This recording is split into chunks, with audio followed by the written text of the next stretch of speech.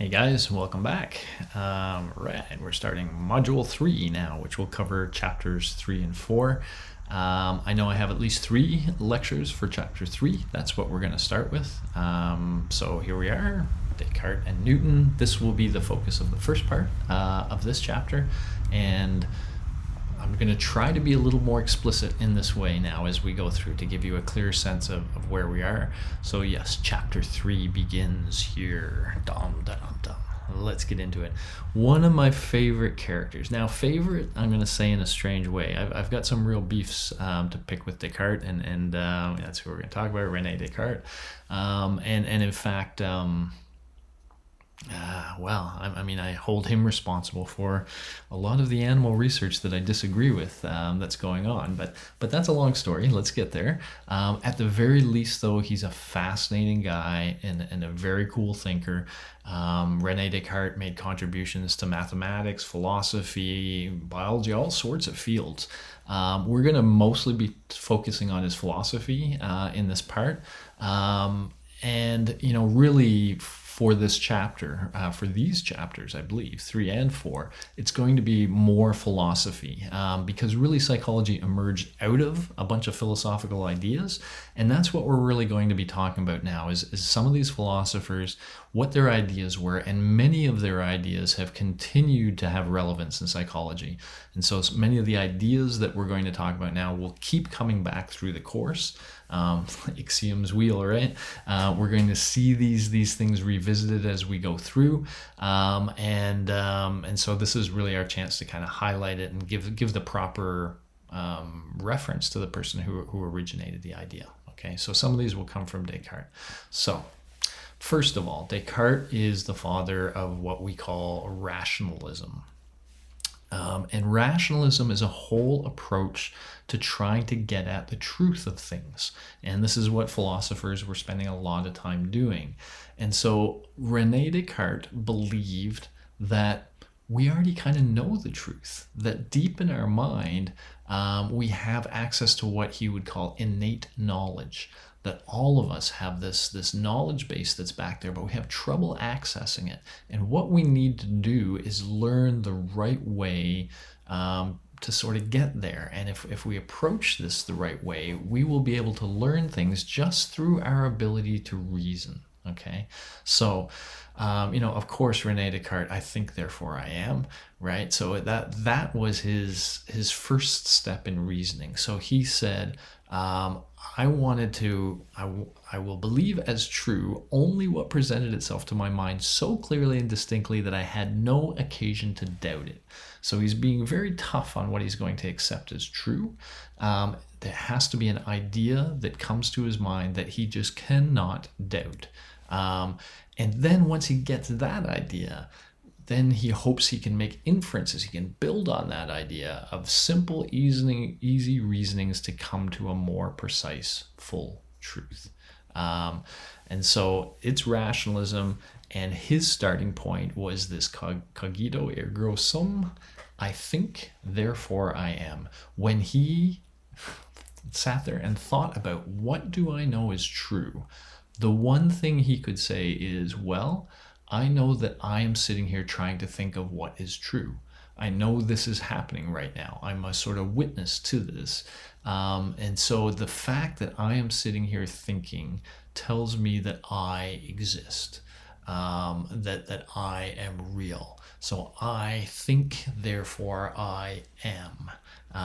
He could not deny that. Okay, I cannot doubt it. There's no way I can doubt my own existence right now, given that I'm sitting here thinking. And so that was his start. And the idea was, okay, now if we accept my existence, what can I build on from there? Okay, and so that's an example of rationalism, of that notion of just trying to use logic and thought to kind of figure stuff out.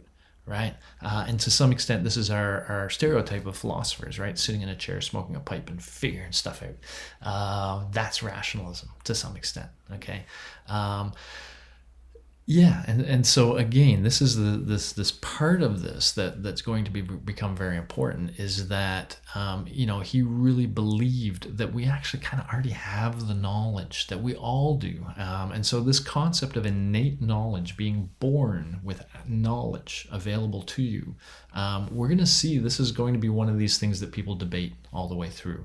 And Rene felt we did, and that knowledge was connected to our soul, which he thought of in the full religious thing. And so the soul was sort of put within a body, but the soul had access to innate knowledge, all sorts of knowledge. So that when the soul goes into the body, it already knows stuff, and we just have to find out how to connect with that in order to get access to that innate knowledge.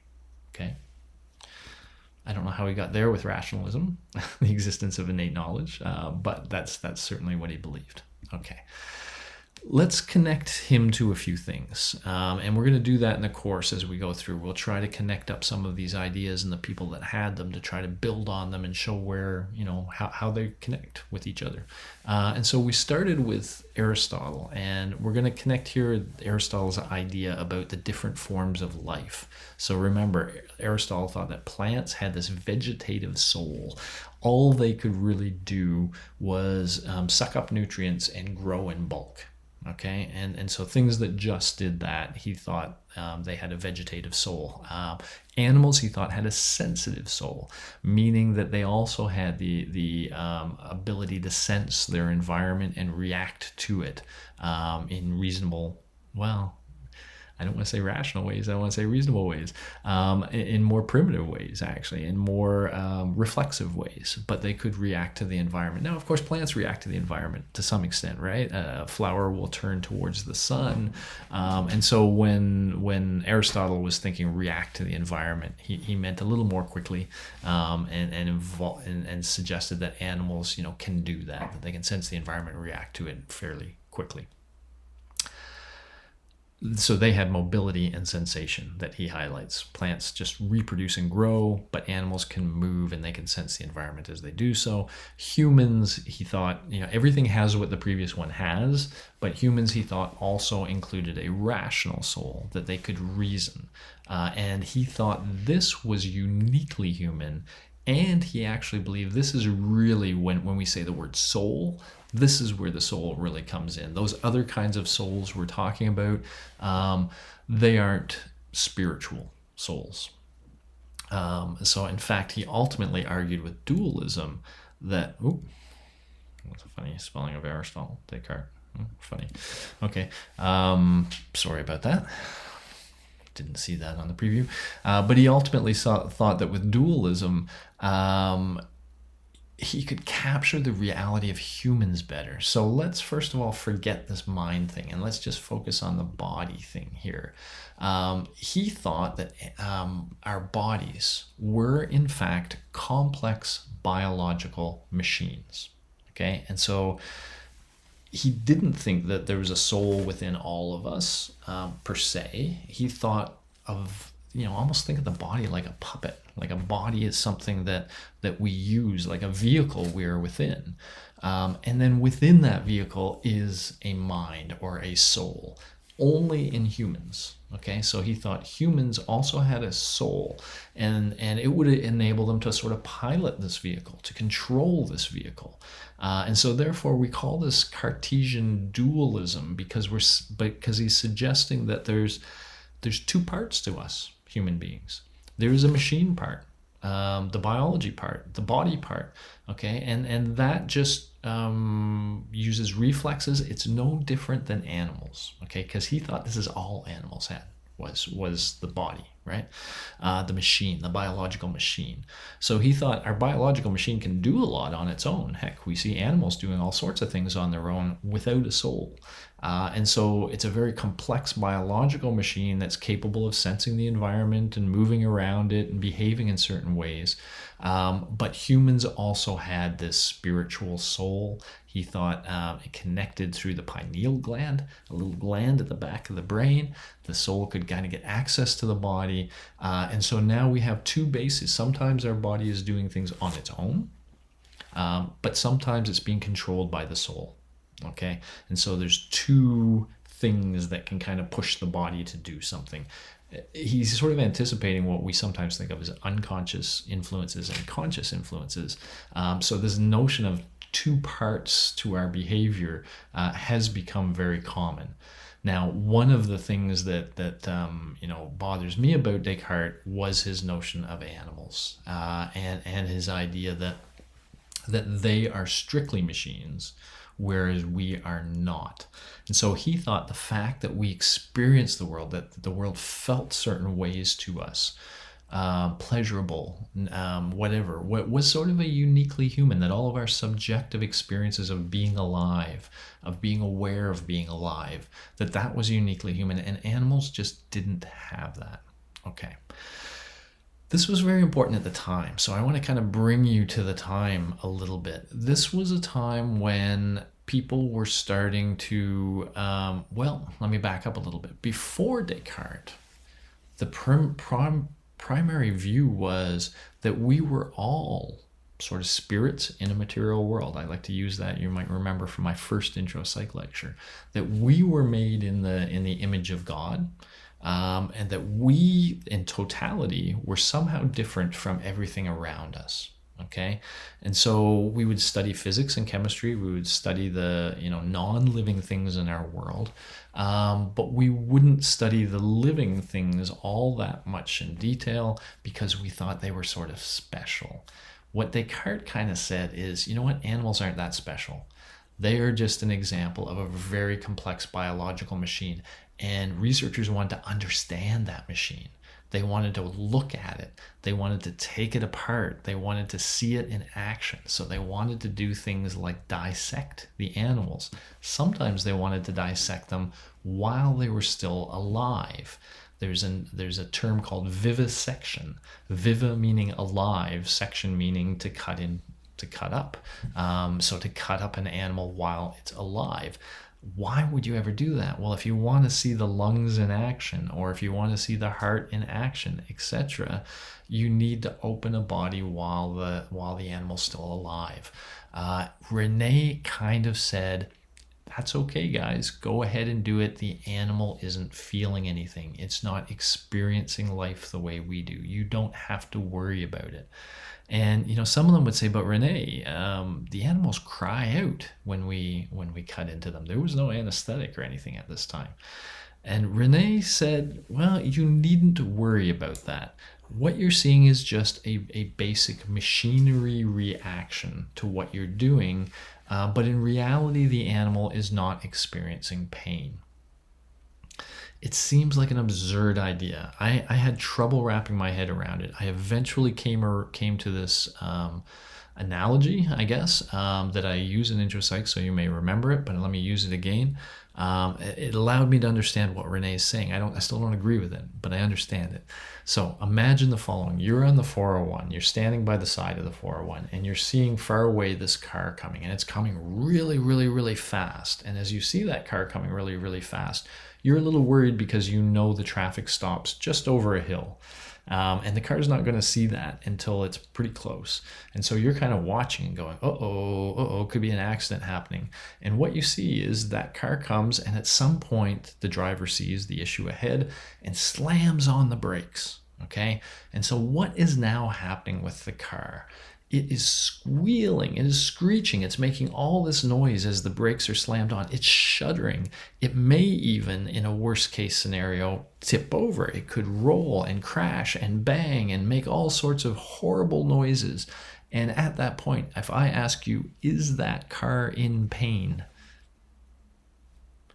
Well, we say no. Car's not in pain. The driver could be in pain. The driver could be in a lot of pain. But the car is not in pain because the car is a machine. And even though it's making noise like it's in pain, even though it's shuddering like it's in pain and reacting and doing all these, erratic behaviors that look to us like pain, it's not pain because it's just a machine. A machine can't experience pain. That is what Rene told people was true of animals. That everything you're seeing, the screaming out, the trying to get away from you, that's just like the car shuddering. And he actually recommended to researchers that if this bothered them, then the first thing they should do is cut the animal's vocal cord. Then they can't scream out. If you find that horrifying, you're my kind of person. I find that horrifying. But it really did set the stage for thinking about humans as distinct, as having this soul of being special. They're still in the image of God, but it's just the soul, right? The body is a machine. So it did sort of open the door to starting to study animals for sure, but also ourselves. We could study the machinery part of ourselves, right? Because we are part machine, and we could try to understand that. The soul is spiritual. We'll never get that with science. But the body, we might be able to. Okay, so that's Cartesian dualism. It was the real fuel for a lot of animal research, and this notion that for some reason it's okay to do things to animals that would not be okay to do to humans. Dualism kind of was the answer to that at the time. What is the answer now, by the way? I'm not sure there is one. Yeah, so this is just vivisection, and I apologize for this, other than just to show you, we're all in the scientific community, and this is the kind of stuff that was being done a lot. And so he really, felt this was okay for the reasons I just described. The animals are not really feeling pain. I'm going to go to the next slide. Okay, we'll say this. Do you agree with him? If not, I put this to you, and I put it to the class.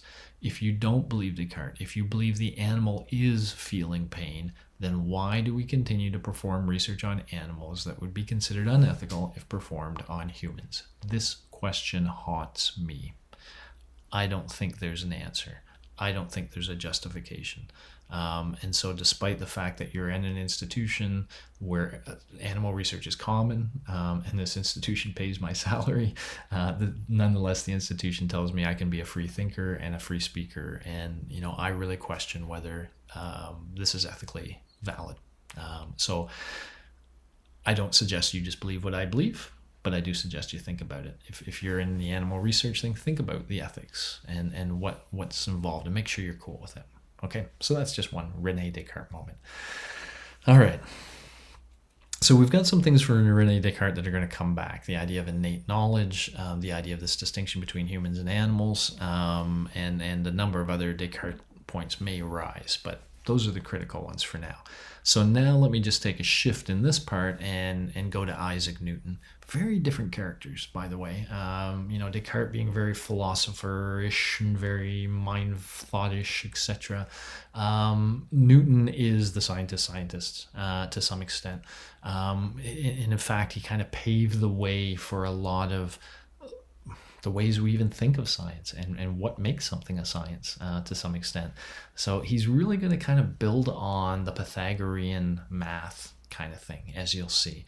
So he did a whole bunch of things. The Principia in 1687 really laid the foundational work for physics, the classical physics that we all know.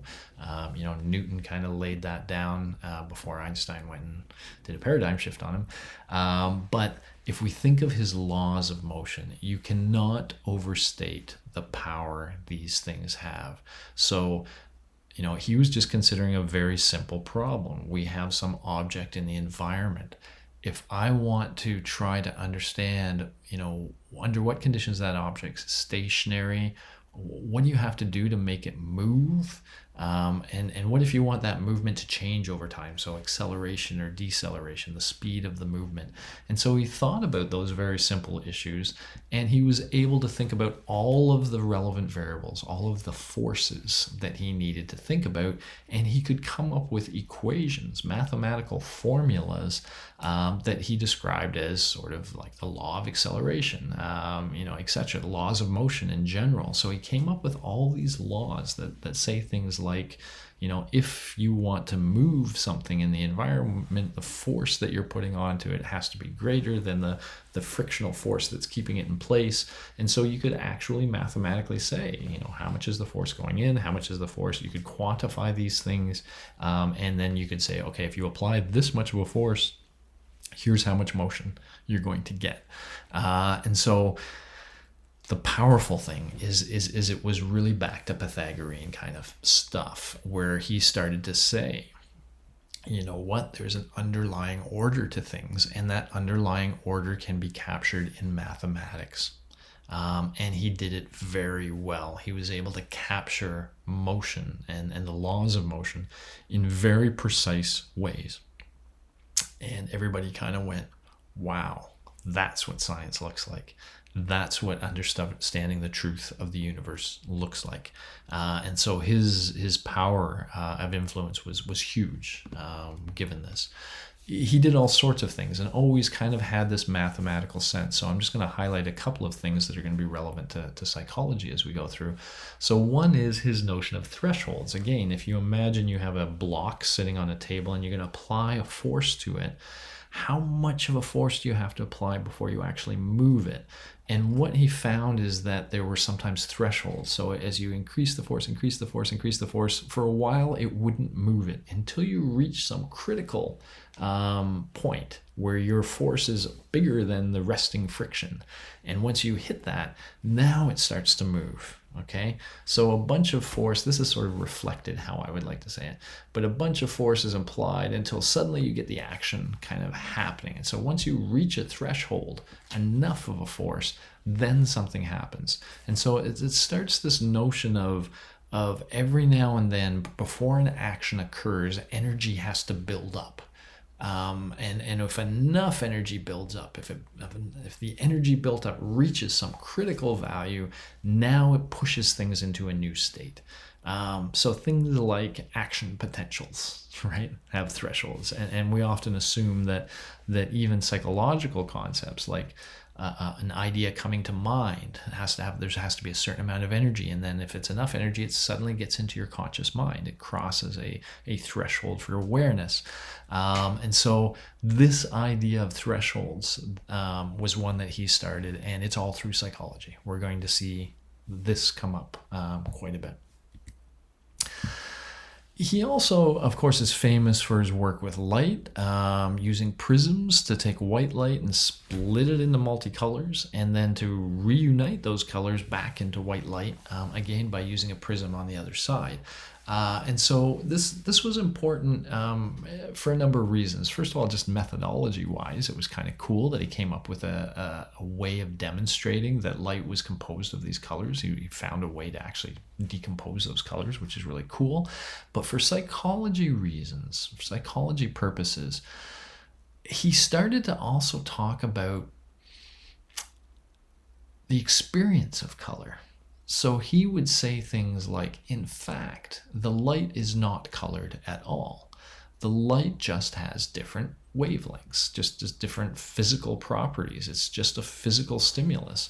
But when it connects with our eye and is processed by our brain, we perceive color. Different wavelengths look different to us. Within our minds. And so he started to make a distinction between the characteristics of the stimulus that are real, that are out in the environment, versus the way we perceive them in our mind. And he started to sort of differentiate this. The stimulus can be different from how we perceive it. Perception is a unique kind of state that, yes, of course, the stimulus kicks off the process that leads to perception, but perception can actually be different than the stimulus. What we perceive can be different from what's really there. And so this kind of opened up, you can imagine it's a little hard on the head to even think about it. I mean, we can go another step, right? We can say, if I put this color out there, we all say it's red. But is what you're seeing in your mind the same as what I'm seeing when I call it red? Or are we actually seeing very different things? We've just both learned to call those things red. And so when we talk to each other, we agree that this is red. But maybe what's in your mind is very different than what's in my mind. So the whole idea of perception, right? And some of the philosophical issues that come with it. So he launched some of that thinking, which is very important for psychology. And that's all I have for this chapter. So, that just gives you an idea of Descartes and Newton and some of the impacts they have. They really kind of started turning things on its head a little bit. And by the way, let's look at some dates here. So Newton was fairly early, of course, and Descartes Also, I should have highlighted the dates going on. So Descartes up to 1650 and Newton up to 1727. So these are still early kind of things. Psychology is not born yet, does not exist yet, but they will be very powerful concepts that will come all the way through psychology as we get there. Okay, I'm going to stop there for Module 3A.